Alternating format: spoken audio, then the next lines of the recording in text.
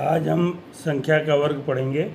किसी संख्या का वर्ग दी गई संख्या में उसी संख्या से गुणा करके ज्ञात किया जा सकता है। जैसे संख्या एक दी है, एक में अगर एक का गुणा कर दें तो इसको लिखेंगे एक का वर्ग। दो में यदि दो से गुणा कर दें तो ये हो जाएगा दो का वर्ग।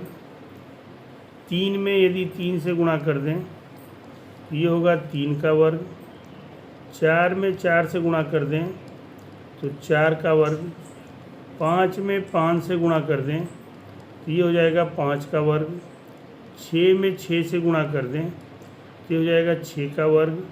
सात में सात से गुणा कर दें तो ये हो जाएगा सात का वर्ग। और इनकी वैल्यू क्या हो जाएगी, एक का वर्ग एक, दो दूनी के चार, तीन तिरिक के नौ, चार चौक के 16, पचास 25, छः छः के 36 और सात सत्ते 49। ये संख्या के वर्ग हमको ज्ञात होंगे। फिर इसी तरह अगर हम आठ का करें, आठ से गुणा, आठ गुणे आठ तो ये हो जाएगा आठ का वर्ग बराबर 64। यहाँ हो जाएगा नौ गुणे नौ बराबर नौ का वर्ग बराबर 81। ये हो गया 10 गुणे 10 बराबर 10 का वर्ग बराबर 100। 11 गुणे 11 बराबर 11 का वर्ग बराबर 121। 12 गुणे 12 बराबर 12 का वर्ग बराबर 144। इसी तरह हम करते चले जाएंगे। हम यहाँ पे क्या चीज़ देखते हैं, जो ध्यान देने वाली बात है वो हम क्या देखते हैं, वो जो ध्यान से हम देखते हैं तो यहाँ पे हमको मिलता है कि जो विषम संख्याएं थी, विषम संख्या कौन थी, 1, 3, 5, 7, 9, 11। इन विषम संख्याओं के वर्ग हमको विषम संख्या में प्राप्त हुए हैं। जिसे एक का एक प्राप्त हुआ, तीन का 9 प्राप्त हुआ और 5 का 25, 7 का 49 और 9 का 81 और 11 का 121। तो हमने एक चीज़ देखा कि विषम संख्या के वर्ग सदैव विषम संख्या में और सम संख्या के वर्ग सदैव सम संख्या में। सम संख्या अगर दो लेते हैं तो दो का वर्ग 4 आया है, 4 का वर्ग 16 आया है, 6 का वर्ग 36 आया है, 8 का वर्ग 64 आया है, 10 का वर्ग 100 आया है और 12 का वर्ग 144 आया है। तो विषम संख्या के वर्ग विषम संख्या में और सम संख्या के वर्ग सम संख्या में प्राप्त होते हैं। तो इससे ये एक निष्कर्ष निकला, पहला नियम वर्ग संख्याओं के बारे में निकल के आया हमारा कि सम संख्याओं के वर्ग सम संख्याओं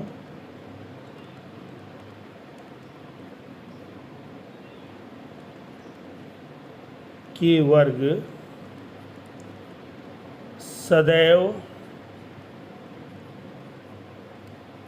सम संख्या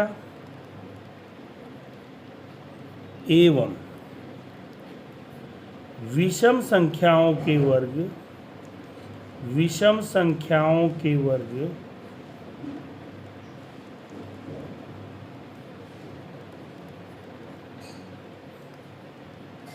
सदैव विषम संख्या में प्राप्त होते हैं, संख्या में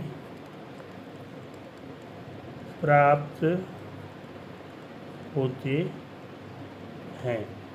अब दूसरी बात क्या है, कोई संख्या पूर्ण वर्ग संख्या कब हो सकती है, यदि उसके इकाई के स्थान पे 1, 4, 9, 6, 5, 6, 9, 4, 1 यही 0 ये सब आ रहा हो। तो अगर इसमें से कोई अंक प्राप्त होता है तो वह संख्या क्या है, दी गई संख्या पूर्ण वर्ग संख्या हो सकती है। तो यानी कि दी गई संख्या पूर्ण वर्ग संख्या होगी, दी गई संख्या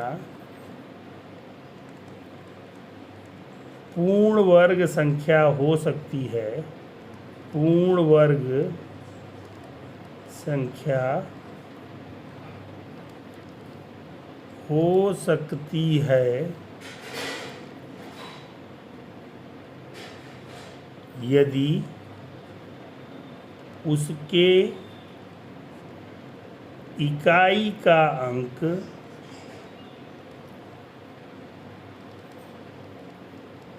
1, 4, 5,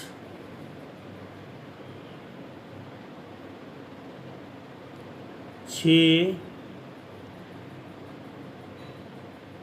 9 शून्य में से कोई एक है। तो हम अगर ये अंक आते हैं लास्ट में तो हम मान लेंगे कि वो संख्या पूर्ण वर्ग हो सकती है। तीसरी बात जो निकल के आई, यदि किसी वर्ग संख्या के यदि किसी संख्या के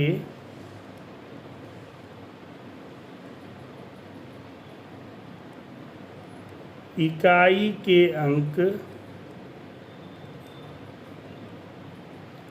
2, 3, 7, 8 हैं तो वह संख्या